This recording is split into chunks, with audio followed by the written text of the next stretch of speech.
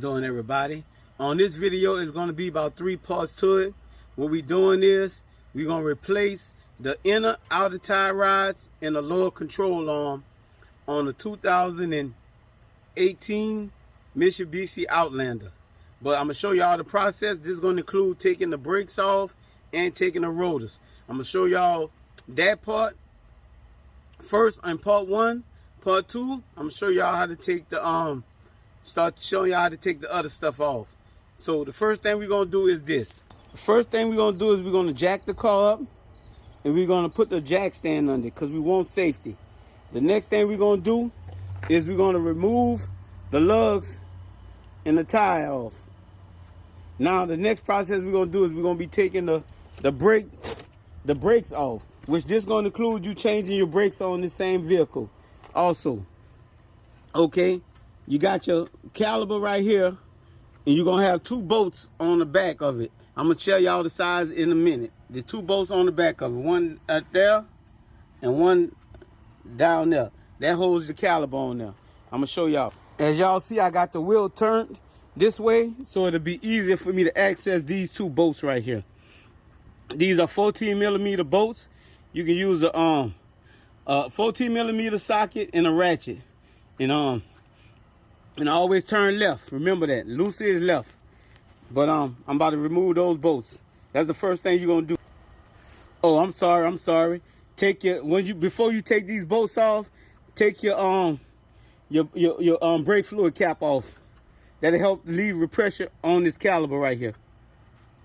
Okay, after you remove these 2 bolts that I'm telling you about, you wanna take like a flathead. You want to take a flathead. All right, removing the bolt. Okay, you want to take a flathead. You want to put this right here and just pull it back. The caliper gonna slide right on back off. And this is your caliper. I sitting it right here, but I got hooks where I hook them on to something so they won't mess up or nothing, mess the brake line up. Be careful. So now you notice I got my caliper hooked so it'll be out the way. If you got like a zip tie, you can zip tie it up just so it won't be out the way and you won't damage the line. Now, we're going to go to taking these pads off. As you see, they got 2 grooves right here where the pads slide in. And these here, you just slide them right on out. Just slide them right on out. They're going to come right on out. Just showing y'all. I'm sorry, just showing y'all. They're going to slide right on out. Okay, the next thing we do, you want to take your caliper bracket off, which is this right here. You got 2 17 millimeter bolts behind there. You want to take a 17 millimeter socket and a ratchet. And you want to take these 2 bolts out, and this caliper here going to come off. That's because we're going to get to the rotor. So this first job going to be the brakes and the rotor. And the next part 2 going to be me taking off the tie rods, in and out of tie rods and stuff. Once we remove the 17 millimeter bolts, this bracket here going to come right on off. So now you got access to your rotor. A lot of rotors have a screw in them. This one here don't. But it's usually a Phillips screw that you can turn and take it off. But this one here don't.